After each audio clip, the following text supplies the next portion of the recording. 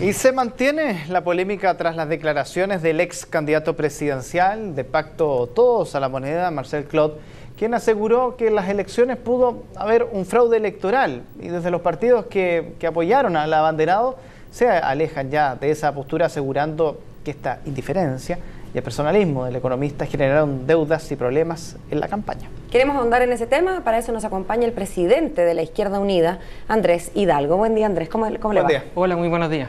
Empecemos por las últimas declaraciones vertidas en este medio alemán a propósito de la corrupción en Chile y este posible, potencial fraude electoral. ¿Cómo recibió usted esas declaraciones? ¿Qué le pareció cuando las leyó? Mire, en primer lugar, nosotros no compartimos que haya habido un fraude electoral. No lo vemos. No nos parece que haya un cuestionamiento masivo al proceso electoral y por lo tanto nos parecen declaraciones desacertadas, pero que también denotan una cierta crisis en el modelo electoral de Chile, y eso es indudable. Es decir, nos parece que efectivamente la dotación de personal del CERVEL, y lo hemos conversado con el director Santamaría, hemos estado con él, es insuficiente. Pero eso es un tema que está tan lejos, me parece, ¿no? La falta de dotación de personal a llegar a un fraude electoral, sí. Parecen dos temas tan lejanos. Yo no quiero juntarlos en la misma frase. Yo creo que es muy importante despejar esto. Nosotros no creemos que haya habido fraude electoral. No lo vemos. Ok, ¿y usted cree que Marcel Clot sí cree que hay fraude? ¿O usted cree que en su foro interno sabe que no hay fraude y esto es la del picado, para decirlo en fácil? No, yo tengo la impresión que Marcel ha hecho un análisis respecto al funcionamiento del proceso electoral y que su conclusión es errada. Esa es la impresión que yo tengo. ¿Sabe por qué se lo pregunto? Porque uno pensaría que si efectivamente una persona que estuvo dispuesta y disponible para ocupar la primera magistratura, en bien del país, uno supone, ha llegado a esta conclusión, puede ser errada, el derecho de todos nosotros a equivocarnos, pero si él efectivamente llegó a esa conclusión, uno se pregunta por qué lo viene a decir ahora en el extranjero y no puso los antecedentes en su momento a disposición de quien tiene que investigar, porque si yo quiero a mi país, quiero que las cosas funcionen, y qué mejor, qué más quisiera yo que funcione bien que la manera en que elegimos a nuestros representantes. Entonces, ahí a mí me cabe más la duda, más si está equivocado o no, me llama la atención la manera y el lugar en que decidió expresar esto. Yo no puedo estar más de acuerdo contigo, creo que esa pregunta la tiene que responder él. Él es un independiente, no es militante de este partido, fue inscrito como militante de otro partido, por lo tanto las explicaciones no las tenemos que entregar nosotros. Yo lo único que planteo es que me parece que nosotros no vemos fraude electoral, no lo hemos visto, creemos que es muy importante que cuando se cuestionan las elecciones, no solo en Chile, sino que en cualquier país, obedece una mirada masiva, porque mal que mal, el proceso electoral no está puesto solo en manos del CERVEL, sino que está puesto en manos del pueblo, que se hace cargo de las mesas, de la observación de los apoderados, y creemos además, y lo hemos dicho públicamente, que el principal valor que tienen las elecciones en Chile es precisamente que la ciudadanía, en la gran mayoría de ellas, hay intenciones de celebrar elecciones limpias. Andrés, y si usted con razón dice que en realidad esas explicaciones hay que pedírselas a Marcel Clot, le pregunto a usted, si a usted un liderazgo como ese, para usted, representando a su partido, ¿le parece un liderazgo positivo y posible de seguir en el futuro? Porque, bueno, se terminaron las elecciones, pero siempre hay más. Mire, cuando los resultados electorales no son buenos, lo más fácil siempre es echarle la culpa al candidato, ¿ya? Eso siempre es así. Yo diría que el candidato, como todo candidato, tiene virtudes y defectos. Y sus virtudes y sus defectos eran más o menos conocidas al momento que quienes nos embarcamos en el proceso electoral decidimos apoyar a Marcel hasta el final.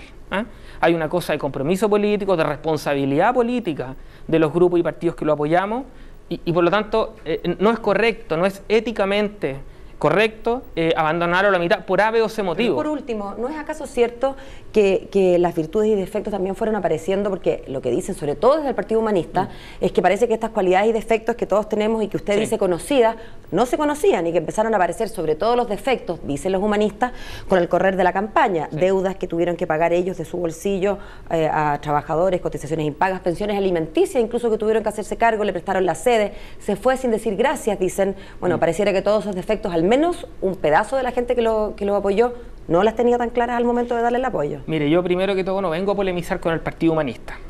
Le voy a responder su pregunta, pero para nosotros los humanistas son compañeros, y como son compañeros nosotros queremos seguir construyendo con ellos. Ahora, a mí me causa gracia un poco esto de que Marcel les haya ocupado la sede. Ayer salió en el mostrador una nota que decía que se había ido sin pagar.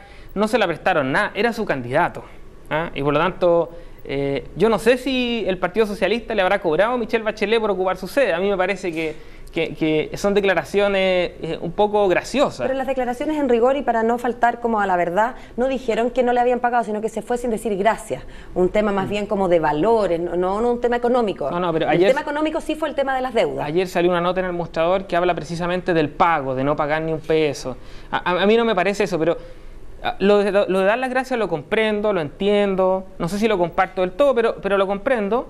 Y me parece que eso está en el ámbito de lo privado de la campaña, y yo no quiero ahondar demasiado en eso porque me parece que no contribuye al proceso de unificación del sector. Ya, primero, antes de ir a lo segundo, ¿fue un error apoyar a Marcel Clot? No fue un error apoyar a Marcel Clot, y por un motivo muy sencillo. Nuestro programa es el programa que se levantó no desde Marcel Clot, que se levantó desde una cantidad de organizaciones sociales que estuvimos a disposición de la campaña y que fue encarnado en una persona que era una función dentro de la campaña. Ya, dicho eso entonces, el porcentaje que sacaron yo creo que no les deja contento a nadie. ¿Cómo se reestructuran entonces ustedes pensando en que si fue un proyecto entonces que está más allá del candidato y que independiente de lo que haya hecho el candidato, este proyecto entonces fracasa o le va mal o como quieran poner el adjetivo o el calificativo, ¿cómo se reestructuran en base a eso pensando en lo que viene ya el próximo año?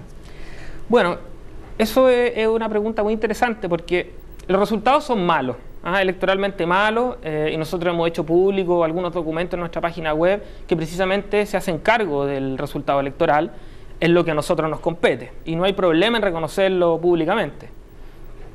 De aquí en adelante yo creo que el desafío es muy bonito, muy interesante, y tiene que ver básicamente con trabajar intensamente para que el sector de lo que nosotros podríamos denominar el mundo anticapitalista sea capaz de levantar un programa que apunte a la democratización y recuperación de derechos en Chile.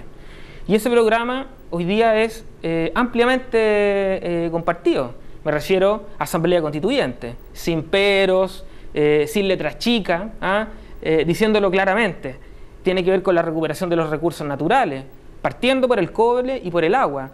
Tiene que ver con las leyes que sustentan la explotación forestal en Chile, por ejemplo. Es decir, una serie de cuestiones que hoy día nos unifican como sector y que por lo tanto hay que poner el acento ahí. Entonces, para nosotros la campaña terminó, se acabó, fue un ciclo del cual sacamos cosas buenas y cosas malas.